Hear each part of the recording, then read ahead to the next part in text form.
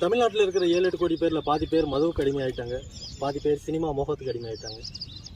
பெண்களில் பாதி பேர் சீரியலுக்கும் செல்ஃபோனுக்கும் அடிமையாயிட்டாங்க. உடல் உழைப்பை வெறுத்து உட்கார்ந்த இடத்துலேயே உட்காந்து ஊழைச்சதையோடு நிறைய பேர் இருக்கிறாங்க. ஏட்டு சுரக்காயாக இருந்த கல்வியை வியாபாரமாக்கி கொள்கை அப்படிங்கிற பேரில் கொள்ளை அடிக்கிறது ஒரு கூட்டம். எந்த ஒரு மாற்றத்தையும் தன்னிடமிருந்து எதிர்பார்க்காம மற்றவர்கிட்ட இருந்து எதிர்பார்க்குறாங்க ஒரு கூட்டம். மண்ணை விற்று மலையை விற்று மாளிகைகள் கட்டி தற்பெருமை பேசி ஒரு வெட்டி விளம்பரம் தேடிட்டு ஒரு கூட்டம். உடலை வருத்தி உழைக்க ஆட்களும் இல்லை, இருக்கும் ஆட்களுக்கு உடலில் தெம்பும் இல்லை.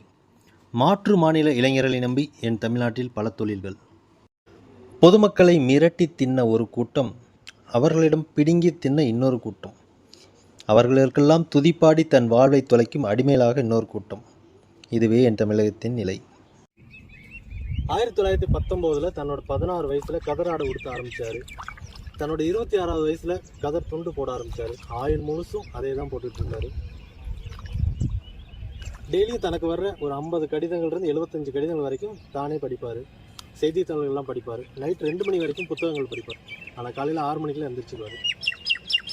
முதலமைச்சராக இருந்தபோது கூட அரசு வாகனங்களை தன்னோட சொந்த பயன்பாட்டுக்கு பயன்படுத்தணும் இல்லை. அப்படியே வாகனங்கள் போனாலும் அதுக்குள்ள டிரைவர்களுக்கு தன்னோட சொந்த பணத்தில் சம்பளம் கொடுத்தாரு.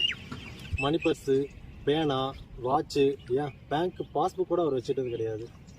ஏதாவது பொதுக்கூட்டம் மேடைகள் ஏதாவது பேசணும்னா எவ்வளோ நேரம் வேணாலும் பேசுவார். குறிப்பெல்லாம் எடுத்து துண்டு சீட்லாம் வச்சுக்க மாட்டார். யாராவது ஏதாவது சொன்னாங்கன்னா கவனமாக முழுசாக கேட்டுட்டு ஆகட்டும் பார்க்கலாம் அப்படிம்பாரு. அதுவே அவரோட குறியீடாகிடுச்சு. அப்பேற்பட்ட காமராஜர் பிறந்த நாள் இன்று. எதுக்கு இதையும் சம்மந்தம் இல்லாமல் சொல்கிறேன்னு பார்க்குறீங்களா? புரிஞ்சவங்க புரிஞ்சுக்குங்க, புரியாதவங்க புரிஞ்சவங்ககிட்ட கேட்டு தெரிஞ்சுக்குங்க. நன்றி.